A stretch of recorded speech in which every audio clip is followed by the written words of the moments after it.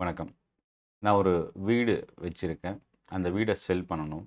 செல் பண்ண அந்த வேல்யூக்கு நான் டாக்ஸ் கட்டணுமா? இதுதான் இந்த வீடியோல நம்ம கம்ப்ளீட்டா டீட்டெயிலா பார்க்க போறோம். ஸ்டாக் மார்க்கெட்ல ஷேர்ஸ் வாங்கி லாங் டெர்ம், ஷார்ட் டெர்ம்க்கு எப்படி டிஃபரண்ட் டாக்ஸ் டைப் இருக்கோ, அதே போல தான் நம்ம ஒரு ஹவுஸ் ப்ராப்பர்ட்டிய செல் பண்ணும்போது லாங் டெர்ம்ல ஒரு டிஃபரண்ட் டாக்ஸ் லாபம், ஷார்ட் டெர்முக்கு ஒரு டிஃபரண்ட் டாக்ஸ் லாபம் இருக்கு. இத பத்தி டீட்டெயிலா ஒன் பை ஒன்னா பார்க்க போறோம். சென்னை ட்ரேடிங் அகாடமி ஸ்டாக் மார்க்கெட்ட ஈஸியா லேர்ன் பண்றதுக்கான ஒரு பெஸ்ட் யூடியூப் சேனல். சப்ஸ்கிரைப் பண்ணி வாட்ச் பண்ணுங்க. என்னோட Telegram group market updates, stock news நீங்கள் ரிசீவ் பண்ணலாம். அதுக்கான லிங்க்கும் டிஸ்கிரிப்ஷனில் இருந்து நீங்கள் யூஸ் பண்ணிக்கலாம். இப்போது வீடியோக்குள்ளே போகலாம். ஸோ ஃபஸ்ட்டு விஷயம் எவ்வளோ டேக்ஸ் அப்படின்றத ஃபஸ்ட்டு தெரிஞ்சுக்கலாம். ஸோ இன்கம் டேக்ஸ் ஸ்லாபை பொறுத்த வரைக்கும் இப்போது எக்ஸாம்பிளுக்கு வந்து நான் பார்த்தீங்கன்னா ஒரு வீடு வந்து 24 மாதத்துக்குள்ளே நான் செல் பண்ணால் அது ஷார்ட் டேர்ம். 24 மாதம் நான் வாங்கி 24 மாதம் கழித்து நான் செல் பண்ணேன்னா அது லாங் டேர்ம். ஸோ இப்போ பிஃபோர் 24 மந்த்ஸுக்குள்ள ஒரு 15, 16 மாசத்துல நான் செல் பண்றேன். சப்போஸ் ஒரு வீடு வந்து ரூ. 40,00,000க்கு நான் வாங்குறேன். ரூ. 65,00,000க்கு செல் பண்றேன். ஸோ அப்போ வந்து பார்த்தீங்கன்னா, 18 மாசத்துக்குள்ள அதாவது 24 மாசத்துக்குள்ளவே நான் செல் பண்றதுனால, அதுக்கு நான் டாக்ஸ் கட்டணும். அது ஷார்ட் டெர்ம் ஆ எஸ்டிசிஜி அப்படின்னு சொல்லுவோம். இது வந்து பார்த்தீங்கன்னா, ஆஸ் பர் நம்ம ஸ்லாபுக்குள்ளேயே நமக்கு அது ரீட்டெயின் ஆயிடும். ஆஸ் பர் எனக்கு என்ன இன்கம் டாக்ஸ் ஸ்லாப் இருக்கோ, அந்த ஸ்லாபுக்குள்ள இன்கம்மா அது வரவு வச்சுரும். அதே வந்து லாங் டெர்ம் பேசிஸ்ல போகும்போது, 24 மாசத்துக்கு மேல வந்து நான் அந்த வீட வச்சிருக்கேன். அதாவது ஒரு 3 வருஷத்துக்கு முன்னாடி நான் வாங்குன வீட இன்னைக்கு செல் பண்ண போறேன்னா, அது லாங் டெர்ம் கேப்பிட்டல் கெயின். இப்ப இந்த லாங் டெர்ம் கேப்பிட்டல் கெயின பொறுத்தவரைக்கும் 12.5% வித்தவுட் இண்டெக்ஸேஷன். அதாவது இதுக்கு ஒரு எக்ஸாம்பிள் பார்க்கணும்னா, நான் ஒரு ரூ. 50,00,000 வீடு வாங்கியிருக்கேன். 80 லேக்ஸ்க்கு செல் பண்றேன். ஒரு 5 இயர்ஸ் கழிச்சு. என்னோட ப்ராஃபிட் வந்து பார்த்தீங்கன்னா, ரூ. 30,00,000 ப்ராஃபிட். அந்த ரூ. 30,00,000க்கு 12.5% போட்டீங்கன்னா, 3,75,000 பிளஸ் செஸ். இத சேர்த்து நான் டாக்ஸா பே பண்ணணும். ஸோ இப்போ இதில என்ன பிரச்சனை அப்டின்னா, ஒரு இன்னைக்கு வந்து பார்த்தீங்கன்னா, ரியல் எஸ்டேட் ஓட வேல்யூ வந்து ஒரு அப்ரிசியேஷன் வந்து எதிர்பார்க்காத அளவுக்கு இன்க்ரீஸ் ஆயிட்டிருக்கு. அது மட்டும் இல்ல, லாங் டெர்ம் மோர் தென் 10 இயர்ஸ், 20 இயர்ஸ்க்கு மேல நம்ம பேர்ல இருக்கிற ஒரு லேண்ட செல் பண்ணும்போது, அது அதிகமான வேல்யூக்கு நம்ம அத ரிசீவ் பண்றோம். அப்படி ரிசீவ் பண்ணும்போது என்ன ஆகும் அப்படின்னா, அதுக்கான டாக்ஸ் என்ன? இல்ல இந்த டாக்ஸ குறைக்கிறதுக்கு ஏதாவது வாய்ப்பு இருக்கா? இத பத்தி நம்ம அடுத்து பார்க்கலாம். ஸோ இப்போ ஒரு சின்ன எக்ஸாம்பிள். அ செக்ஷன் 82 இன்கம் டாக்ஸ்ல ஒரு ஸ்லாப் இருக்கு. இது யாருக்கு அப்ளிகபிள்னு பார்த்தீங்கன்னா, இண்டிவிஜுவலுக்கும், ஹெச்யூஎஃப்க்கும் இது அப்ளிகபிள்.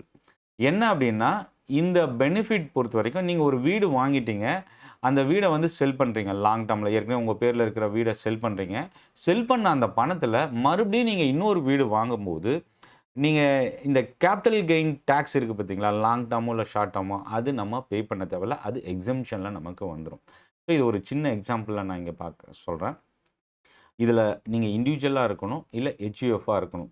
தனி வீடு, அபார்ட்மெண்ட் இல்ல ஃபிளாட். அதாவது ரெசிடென்ஷியலா இருந்தா தான் இது நமக்கு அப்ளிகபிள் ஆகும்.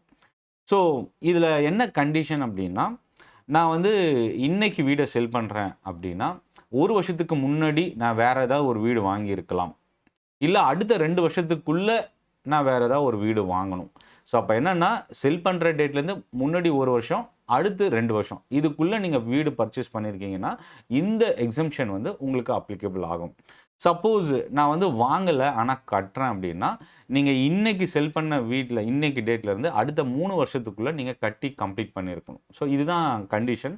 நீங்க இந்த வீடு செல் பண்றதுக்கான டாக்ஸ் எக்ஸம்ஷன் பெறதுக்கான வழி. இப்போ ஒரு எக்ஸாம்பிள் பார்க்கலாம். ஆ ஒரு ஒருத்தர் வந்து ரூ. 50,00,000க்கு வந்து ரூ. 40,00,000க்கு வீடு வந்து செல் பண்றாரு. ஸோ புது வீடு வாங்குறாரு. அதோட விலை வந்து பார்த்தீங்கன்னா ரூ. 50,00,000. ஸோ ரூ. 40,00,000க்கு வீட செல் பண்ணிட்டு ரூ. 50,00,000க்கு ஒரு புது வீடு வாங்குறாரு. அதில வந்து பார்த்தீங்கன்னா 40,00,000 மைனஸ் 50,00,000ன்னு போட்டீங்கன்னா, ஸோ கம்ப்ளீட்டாவே அவருக்கு எக்ஸம்ஷன் கிடைச்சிரும். இப்ப 2வது வந்து பார்த்தீங்கன்னா, வீடு செல் பண்ணி கேப்பிட்டல் கெயின் டாக்ஸ் வந்து 60,00,000ன்னு வச்சுக்கலாம். புது வீடு வாங்குறது ரூ. 35,00,000. அப்ப ரிமைனிங் எவ்வளோ இருக்கு? ரூ. 25,00,000. ஸோ இந்த ரூ.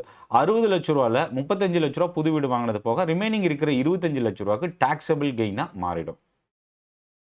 சப்போஸ் நான் கன்ஸ்ட்ரக்ஷன் பண்றேன். இப்ப வந்து நான் ரூ. 75,00,000க்கு ஒரு வீட செல் பண்ணிட்டேன் அப்டின்னா, கன்ஸ்ட்ரக்ஷன் காஸ்ட்டு ரூ. 75,00,000 தான் ஆகுது. ஏன்னா, இப்போ ஒரு இடத்தையோ, வீடையோ நான் செல் பண்ணி அந்த ரூ. 75,00,000 எடுத்து ஒரு புது வீடு கட்டப் போறேன் அப்படின்னா, அது 3 வருஷத்துக்குள்ள கட்டி முடிக்கணும். அப்பதான் இந்த டாக்ஸ் எக்ஸம்ப்ஷன் வந்து நமக்கு அப்ளிகபிள் ஆகும். ஸோ, அப்போ வந்து நீங்க 3 வருஷத்துக்குள்ள இந்த எக்ஸ்பென்ஸ வந்து வீடு கட்டுறதுக்கு யூஸ் பண்ணி கம்ப்ளீட் பண்ணிட்டீங்க அப்படின்னா, இந்த டாக்ஸ் எக்ஸம்ப்ஷன நம்ம யூஸ் பண்ணிக்கலாம். சப்போஸ் ரூ.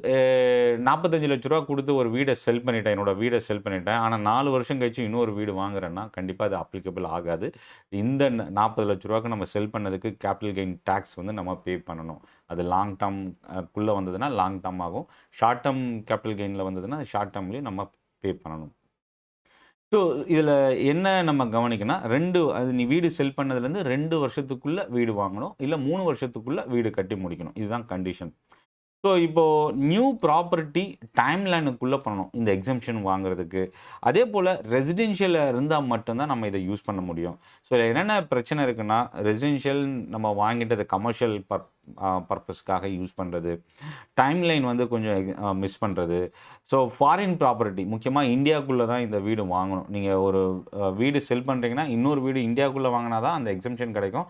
இதே நீங்க ஃபாரின்ல போய் பர்ச்சேஸ் பண்ணீங்கன்னா, நமக்கு அந்த எக்ஸம்ப்ஷன் கிடைக்காது. ஸோ, இந்த வீடு செல் பண்றதுல எவ்வளோ டாக்ஸ் நம்ம பே பண்ணணும்? அதில என்ன எக்ஸம்ப்ஷன் எடுக்க முடியும்? என்ன பெனிஃபிட்ஸ் இருக்கு?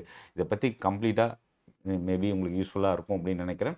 இத பத்தின உங்களோட ஃபீட்பேக் கமெண்ட்ல போஸ்ட் பண்ணுங்க. சென்னை ட்ரேடிங் அகாடமி சப்ஸ்கிரைப் பண்ணி வாட்ச் பண்ணுங்க. சப்போர்ட் பண்ணுங்க. நன்றி. வணக்கம்.